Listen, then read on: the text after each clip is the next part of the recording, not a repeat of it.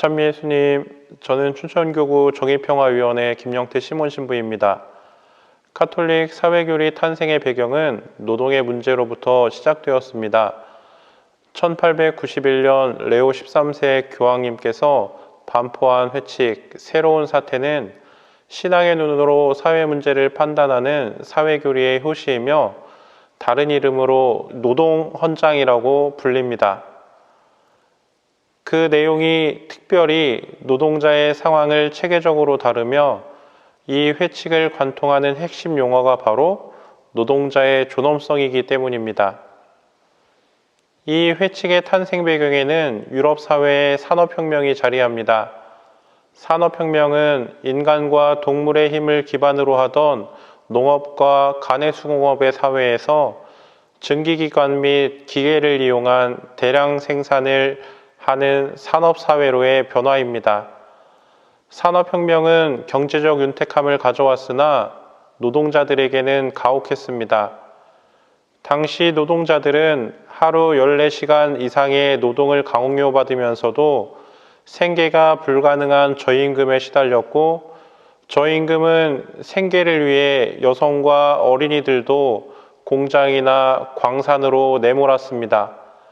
이처럼 가혹한 노동에도 불구하고 많은 노동자들은 도시의 빈민으로 전락하고 말았습니다. 이러한 시기 해결책으로 등장한 마르크스주의는 사회의 많은 혼란과 갈등을 야기시켰습니다. 이러한 시대의 배경 아래 레오 13세 교황님께서 제시한 회칙이 바로 새로운 사태입니다. 하나의 상품으로 거래되던 노동을 신앙의 눈으로 그 존엄성을 회복하고자 한 것입니다. 그런데 아직도 이 회칙의 통찰은 이 시대에도 여전히 유효합니다. 프란치스코 교황님께서는 복음의 기쁨 54망에서 이렇게 현 시대를 이야기하고 계십니다. 오늘날 모든 것이 경쟁의 논리와 약육강식의 법칙 아래 놓이게 되면서 힘없는 이는 힘센 자에게 먹히고 있습니다. 그 결과 수많은 사람들이 배척되고 소외되고 있습니다. 그들에게는 일자리도 희망도 현실을 벗어날 방도도 없습니다. 인간을 사용하다가 그냥 버리는 소모품처럼 여기고 있는 것입니다. 배척은 우리가 살고 있는 사회에 속하느냐 그렇지 않느냐의 문제입니다. 왜냐하면 배척된 이들은 더 이상 사회의 최하층이나 주변인이나 힘없는 이들이 아니라 사회 밖에 있는 사람들입니다. 프란치스코 교황님의 이러한 시대 진단은 회칙 반포 130주년이나 되었지만 노동 현실은 더 나아졌다고 말할 수 없기 때문입니다. 새로운 사태 이전에 교회 안에서 노동을 바라보던 입장은 원죄의 결과로 치부되었습니다. 하느님께서 금하신 선악과를 먹은 원죄의 결과로 에덴 동산에서 쫓겨나 노동하게 되었다는 것입니다. 너는 흙에서 왔으니 흙으로 돌아갈 때까지 얼굴에 땀을 흘려야 양식을 먹을 수 있으리라. 그러나 창세기에 등장하는 노동은 이것만이 아닙니다. 하느님은 인간을 창조하시고 주 하느님께서는 사람을 데려다 에덴 동산에 두시어 그곳을 일구고 돌보게 하셨습니다. 이처럼 노동은 원죄 후 받은 벌이 아니라 창조 때부터 계획하신 일구고 돌보는 사명인 것입니다. 또한 예수님께서 노동을 거룩하게 하셨습니다. 몸소 모범을 보이시어 이 진리를 확인하십니다. 그분은 사람들의 구원을 위하여 부요하셨지만 가난하게 되셨고 하느님의 아들이고 하느님 자신이지만 목수의 아들로 태어나 사람들에게 그렇게 인정받기를 원하셨다. 더욱이 그분은 노동하심으로써 생애의 대부분을 보내시는 것을 마다하지 않으셨다. 2021년 우리는 최저임금의 시대를 살고 있습니다. 올해 최저임금은 8,720원입니다. 매년 최저임금 협상은 격전지이며 온갖 잡음 끝에 최후에서야 아무도 만족하지 못한 채 마무리되곤 합니다. 회칙은 임금을 이렇게 정의합니다.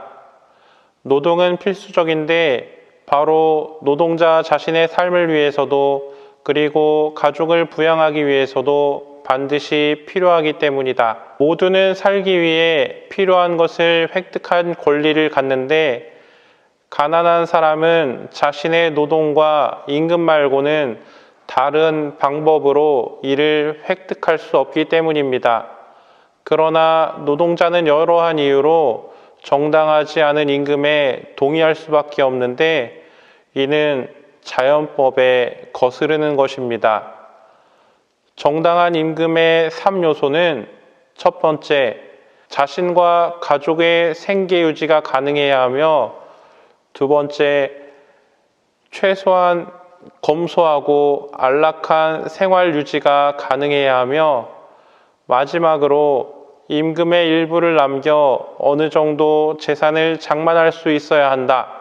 즉, 저축을 통해 자산의 증식이 가능해야 계층 간의 갈등이 사라질 것이라고 바라본 것입니다.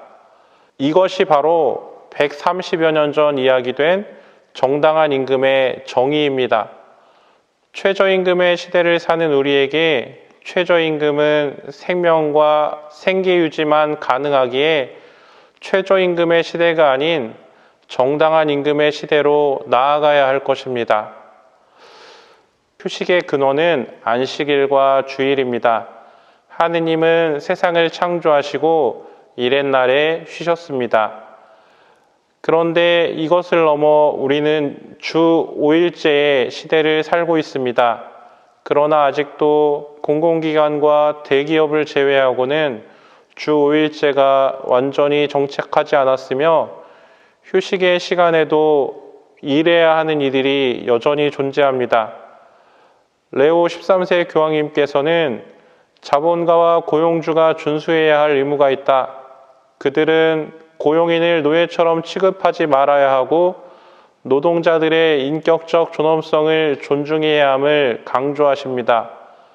노동자들이 품위를 지닌 인격자로서 삶을 유지하려면 먼저 적절한 휴식이 필요합니다.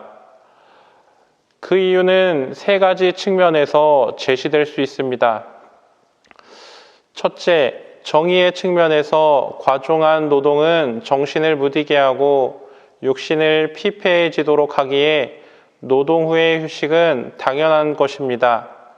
둘째, 인간성의 측면에서 인간 활동에 한계가 존재하기에 인간 활동의 촉진을 위해 적절한 휴식을 필요로 합니다. 반면에 과중한 노동은 인간성을 침해하는 것이며 셋째로 종교적 영적 측면에서 인간은 영원한 생명을 얻고자 주일과 축일에 휴식을 취해야 합니다. 이처럼 휴식은 인간의 존엄성과 관계되고 있습니다. 그러나 오늘날 휴식 안에서 종교적 영적 측면이 간과되고 있는 것은 아닌지 돌아보도록 회칙은 우리를 이끌어주고 있습니다.